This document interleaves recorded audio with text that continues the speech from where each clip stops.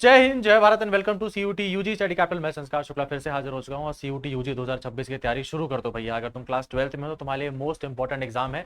तुमको बाद में बहुत बुरा लगेगा जब ग्रेड पास आ जाएगी, पढ़ाई नहीं कर पाओगे, एक साल का ड्रॉप लगेगा, तब समझ में आएगा मैं क्यों ये बातें बोल रहा हूँ। ठीक है, अगर आप क्लास 12th में हो तो अपना प्रिपरेशन और अपना फोकस और अपनी प्रायोरिटी सीयूटी यूजी 2026 से फोकस कर दो। क्लास 12th में अगर तुमने बोर्ड में 10 सीजीपीए भी ला लिया, 100% भी ला ली, तो भी कोई फायदा नहीं है। अगर तुम्हारे क्लास का कोई स्टूडेंट जो 60% का बहुत एवरेज स्टूडेंट है, अगर उसका हो गया तुम्हारे एसआरसीसी में या बीएचयू में, economics honours, geography honours, history honours में ड्यू में एडमिशन हो गया, जेएनयू में हो गया, और तुम्हारे 10 सीजीपीए आ भी रह गए, तो तुम्हारे 10 सीजीपीए कोई मतलब नहीं है। उसको बस चुपचाप बैग में लेके बैठे रहो तो कोई मतलब नहीं है। अल्टीमेटली मैटर करता है कॉलेज कौन सा मिला, और वो तुमको मिलेगा सीयूटी यूजी बेसिस पे। ठीक है, तो अपनी प्रिपरेशन कैसे स्टार्ट करनी है और कहाँ से स्टार्ट करनी है, तुम्हारे most authentic and honest advice video लेके आ चुका हूँ। एज अ भैया मान लो, ठीक है, क्योंकि मैंने भी एग्जाम दिया है, मैंने भी एग्जाम क्लियर किया है, सीयूटी यूजी का, पीजी का, बीएचयू क्लियर करके रखा हुआ है, तो तुमको बता रहा हूँ कि प्रिपरेशन में एक्चुअली कहाँ से स्टार्ट करते हैं और जो सही डायरेक्शन क्या होता है। ठीक है, और तुम्हारे लिए लास्ट में मैं एज अ फोकस रिपोर्ट बहुत ज्यादा मदद करके जाऊंगा, बट वो वीडियो के लास्ट में, वीडियो के एंड में मैं तुमको 2021 के, 22 के, 23 के, 24 के एंड 25 के ऑफिशियल पीवाईक्यूज देके चला जाऊंगा, साथ में सिलेबस भी। ठीक है, क्योंकि वहीं से पता लगता है कि तैयारी कैसे स्टार्ट करना है। अब आ जाओ,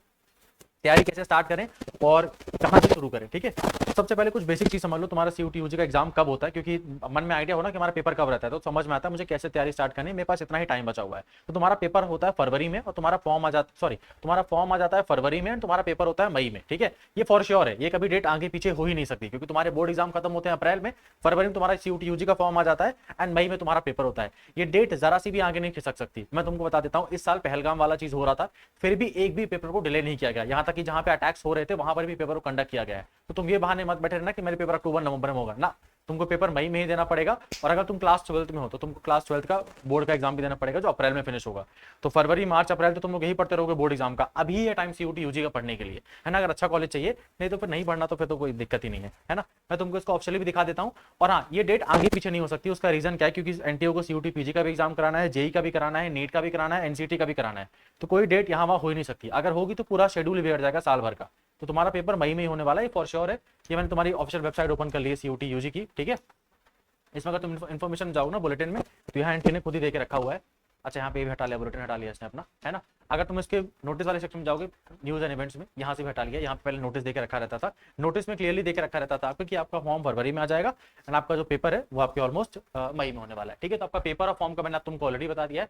अब बात कर लेते हैं हमको पेपर स्टार्ट कैसे करना है और किन किन चीजों पर फोकस करना है। तो पहले ना 2-3 चीज अपने दिमाग में क्लैरिटी लेके आ जाओ। तुमको पेपर एक्चुअली में देना किसका है। ठीक है, तुमको बीए ऑनर्स करना है ना, या तुमको बीएससी करना है, या बीकॉम करना है, बीटेक करना है, बीटेक के लिए बहुत सारे कॉलेज हैं, या बीवॉक करना है, या बीए एलएलबी करना है, या बीबीए करना है, बैचलर ऑफ बिजनेस एडमिनिस्ट्रेशन। ठीक है, या तुमको कोई और कोर्स करना है, जो कि बहुत सारे कोर्सेज आते हैं इसके अंदर। तो पहले डिसाइड कर लो कौन सा कोर्स करना है, फिर कौन से कॉलेज में तुमको जाना है। ठीक है, जो कॉलेज में भी जाओगे तो एक्चुअली में 3 ही हम तुमको पेपर से खेलना है, 3 ही पेपर तुमको देने पड़ेंगे, 1 2 3। एक तो लैंग्वेज का पेपर है। ठीक है, लैंग्वेज का जो तुमको ऑलमोस्ट देना ही देना पड़ेगा, लैंग्वेज का पेपर। ठीक है, लैंग्वेज कौन सी तुम्हारे पास, एक तो हिंदी लैंग्वेज है, एक तो इंग्लिश लैंग्वेज है। 250 नंबर का ऐसा पेपर होता है, तो एक लैंग्वेज देनी पड़ेगी। चाहो तो हिंदी दे सकते हो, चाहो तो इंग्लिश दे सकते हो, काउंट एक ही लैंग्वेज होती है तुम्हारी। तो दो स्ट्रॉन्ग हो, एक तो लैंग्वेज चूज करना पड़ेगा। फिर अपन क्या आता है, डोमेन सब्जेक्ट। डोमेन क्या होता है सर, डोमेन वो सब्जेक्ट होता है जो आप क्लास 12th में पढ़ते हो। तो इसका जो पूरा पेपर आता है कंप्लीटली 100%, मतलब डिट्टो कॉपी एंड पेस्ट जो आपके क्वेश्चन आएंगे वो किस पे आएंगे सर, एनसीईआरटी की पे आएंगे। कौन सी एनसीईआरटी पढ़नी पड़ती है भैया, सिर्फ क्लास 12th की पढ़नी पड़ती है। तो अगर तुम फिजिक्स केमिस्ट्री मैथ्स का डोमेन पेपर देने जाने वाले हो तो क्लास 12th का फिजिक्स केमिस्ट्री मैथ्स का एनसीईआरटी से क्वेश्चन पूछेगा। ह्यूमैनिटीज का देने जाने वाले हो तो ज्योग्राफी पॉलिटी इकोनॉमिक्स का पूछेगा। बीकॉम का देने जाने वाले हो तो बिजनेस स्टडीज अकाउंट्स का इन सबको पूछेगा। ठीक है, तो डोमेन वाला ये वाला चीज है। अगर तुमने डोमेन में एनसीईआरटी ढंग से नहीं पढ़ी है, तुम्हारे कॉन्सेप्ट क्लियर नहीं है, तो तुम यहाँ पे मार्क्स नहीं लेके आ पाओगे। रीजन क्या है, यहाँ पे भैया एमसीक्यू पूछे जाते हैं, है ना। और अपन बोर्ड एग्जाम में क्या पूरा एकदम से 1 घंटा का एक पेज का वो लेके आ जाते हैं, इंट्रोडक्शन लेके आ जाते हैं, वहाँ 1-2 नंबर मिल जाता है। यहाँ अगर कॉन्सेप्ट क्लियर है तो सही होगा, नहीं क्लियर है तो सीधे माइनस मार्किंग गलत होगा। और जो एक और पेपर बचता है जो सबका सिलेक्शन रोक देता है, वो है जनरल एप्टीट्यूड टेस्ट।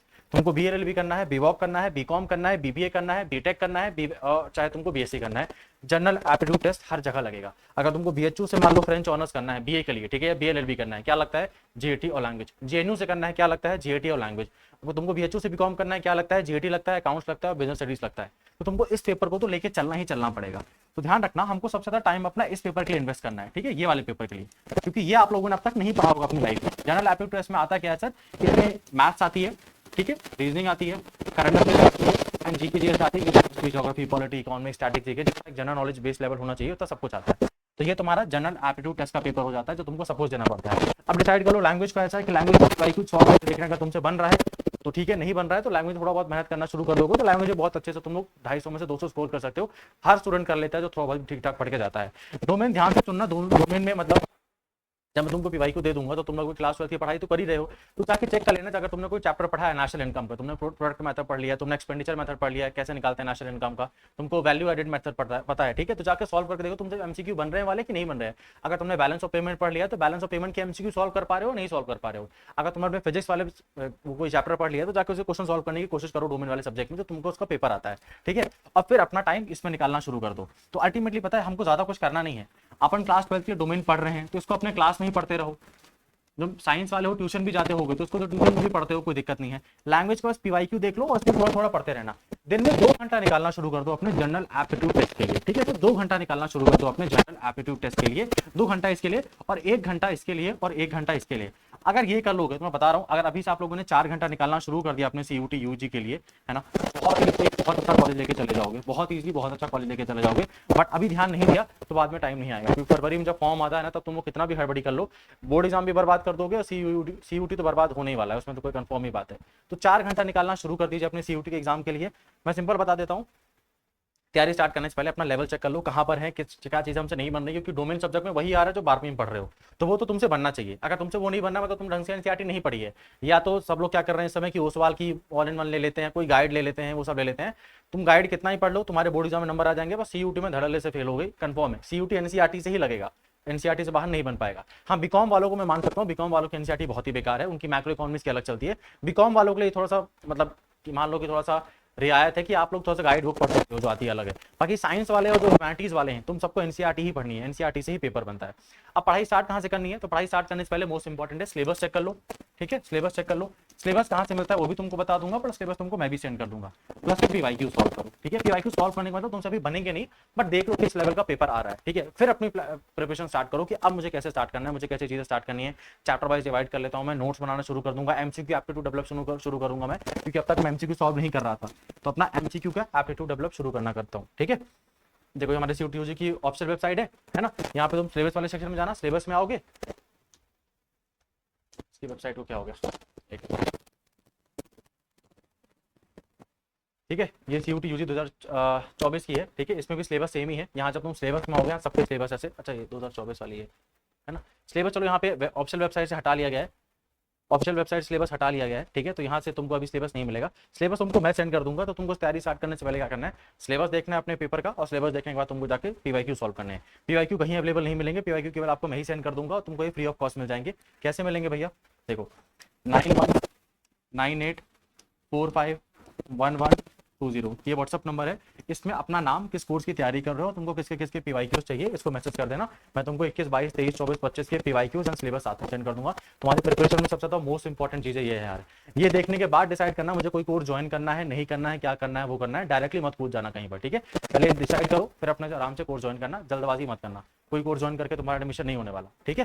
तो तुमको मैं पीवाईक्यू एंड सिलेबस दोनों सेंड कर दूंगा। हाँ, क्योंकि बहुत ज़्यादा मैसेज आते हैं तो थोड़ा टाइम लग सकता है, 1 या 2 दिन लग सकते हैं, पर तुमको सेंड जरूर कर देंगे हम लोग, ठीक है। अगर हमारे बैचेस ज्वाइन करना चाहते हो, ये सब देखने के बाद आना, ऐसे डायरेक्टली मत आ जाना, तो ज्वाइन कर सकते हो बैचेस, ठीक है। सबसे ज़्यादा मोस्ट अफोर्डेबल बैचेस हैं, एंड मैं तुमको एश्योरिटी दिलाता हूँ, और तुम ढंग से अपने 4 घंटा ईमानदारी देने को तैयार हो तो तुम्हारा एडमिशन में कोई नहीं रोक सकता, ये प्रॉमिस है मेरा, ठीक है। चाहे वो बीएचयू में हो चाहे वो डीयू में हो, क्योंकि बहुत ज़्यादा सीटें हैं यार, बीएचयू के बीए ऑनर्स में कम से कम 1000 से ऊपर सीटें हैं। तुमको एक सीट तो मैं दिला ही सकता हूँ, अगर तुम ढंग से तैयारी करने के लिए रेडी हो तो बड़े आराम से मिल जाएंगे। बट हाँ, तुम जिंदगी भर पढ़ते रह जाओगे, अगर तुमको ये नहीं पता क्या पढ़ना है, कहाँ से पढ़ना है, कितना पढ़ना है, तो तुम 4 साल तैयारी कर लो तो भी सीयूटी नहीं निकलेगा, ये भी बेट लगा लो, ठीक है। और अगर तुमको ये पता है कि मुझे कितना पढ़ना है, कहाँ से पढ़ना है और क्या पढ़ना है, तो तुम 3 महीने में इस एग्जाम को क्लियर कर सकते हो, बट 3 महीने मेहनत ज्यादा करनी पड़ेगी, अभी से स्टार्ट कर दो।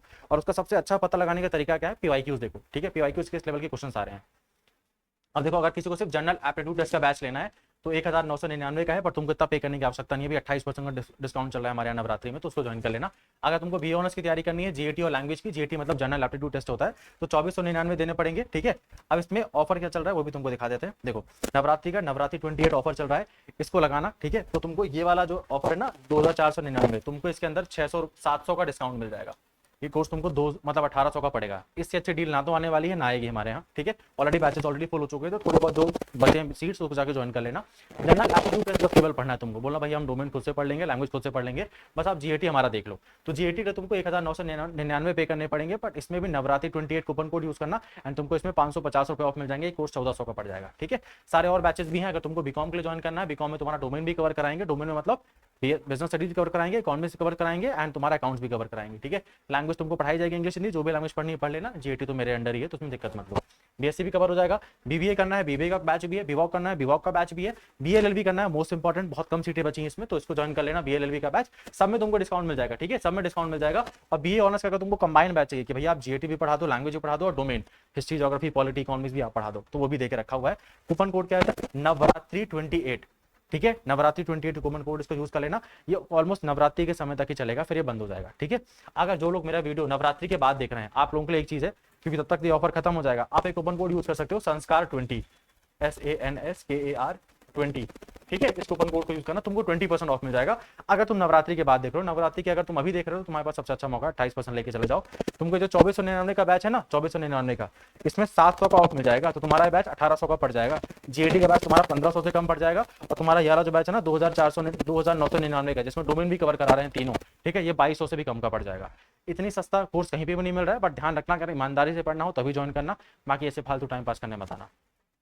कैसे ज्वाइन करना है, स्टडी कैपिटल का ऐप डाउनलोड कर लियो, जैसे ओपन करोगे यहाँ तुमको सीयूटी यूजी देखने को मिलेगा, ठीक है। यूजी इसमें क्लिक करना, उसका सारे अपने कोर्स सेलेक्ट कर लेना, जो भी तुमको बैचेस ज्वाइन करने हैं। यहाँ पे मंजिल बैच है, फिर यहाँ पे तुमको नवरात्रि 28 देखने को मिल जाएगा, तो क्लिक करना और 28% का ऑफ डायरेक्टली लग जाएगा।